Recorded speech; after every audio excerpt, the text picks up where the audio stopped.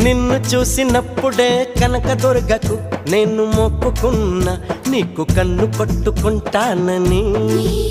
నిన్ను కౌగిలించుకుంటానని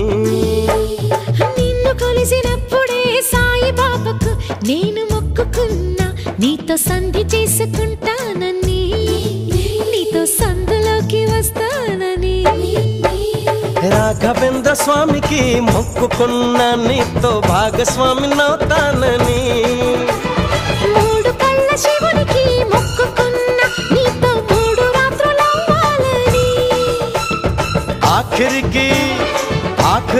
నీకే మొక్కుకున్నా నీ నౌకరుగా ఉంటానని తీపి చాకిరులే చేస్తానని